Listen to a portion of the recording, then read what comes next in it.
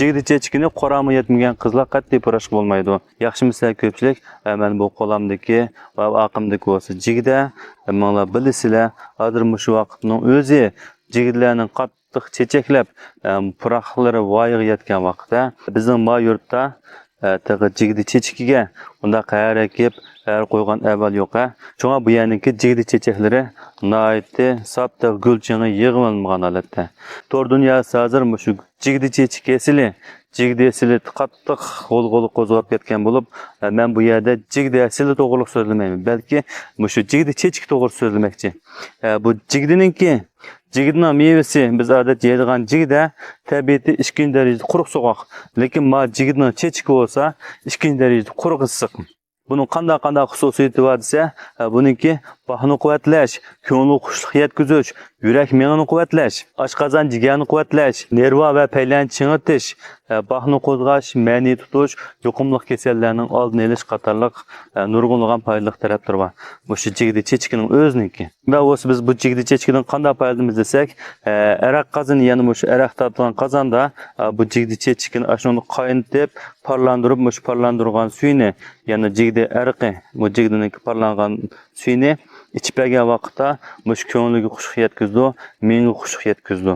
Andan keyin mush jigdi chechkin yig'ilib, qizil gulqan yasagan o'xshash, gulqan yasab iste'mol qilib bergan vaqtda mengni, yurakni, bahni quvvatlaydi, umum badanni quvvatlaydi. Lekin mush jigdi chechki gulqanni iste'mol qilgancha bilib olishga tegishli bir ish. Buni buvasir, qichqoq, tamiratga deganga o'xshash teri kasalliklari, mush yeldan bo'lgan kasallik bor. Bu kasallik alomati bor kishilar buni iste'mol qilgan vaqtda cho'qim alohida diqqat qilish kerak. Yani birisiga 40 qiz urug'i, yalpoz, yolg'on 13 gram, mush jigdi chechki 4 gram. Bularni elib qaynatib, suyni ichib bergan vaqtda mush yuqumli kasallikni oldini oldi. Yani birisiga mush jigdi chechkidan yog' chiqarib, pay muskullarni yog'lab bergan vaqtda mush pay muskullar bo'shab ketgan, sovuqlashib ketgan deymiz, mush xil ahvollarga unumi nihoyat yaxshi. Andan keyin bu jigdi chechkini yana choyliq damlab ichib bersak ham bo'ladi.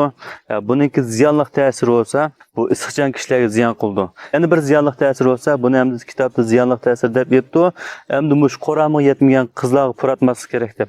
Nemishki degan vaqtda buning o'ziniki tabiati shundoq bahni quvvatlash, mengini quvvatlash, umum badanni quvvatlash, menga xushlik yetkazish, bahni qo'zg'ash degandek, shu nervga ta'sir qiladigan nayt puraqlar o'tkir, xush puraq bo'lganligi uchun balog'at yetmagan qizlar buni purgan vaqtda ishtik shularniki baldur yetilib ketish, ya'ni balog'atga yetishni ilgari surish jihatdan o'ylab, shunaq qorami yetmagan qizlarga puratmaslik kerak deb ziyonli ta'siriga shuni deb qo'ygan. Unda siz bu jigdi chechkiniki ishiltish roli, xususiyatini bilib oldingizmi? Bilib olgan bo'lsangiz, meni qo'llash yuzdan yurak berib qo'yish bilan birga inkas rayoniga ko'plab 6 raqamni yezishni, shundaqla ko'plab do'stlaringizga tavsiya qilib qo'yishingizni umid qilaman. Shundaqla mush atroflaringizdagi mush har xil dorilik, o'simlik, o'tjib dorilarniki ishiltish usulini bilmoqchi bo'lsangiz va har xil kasalliklar to'g'risida yangi mazmunga ega bo'lmoqchi bo'lsangiz, men yo'llagan mazmunga davomli diqqat qiling. Ko'pchilik rahmat, xayr xo'sh.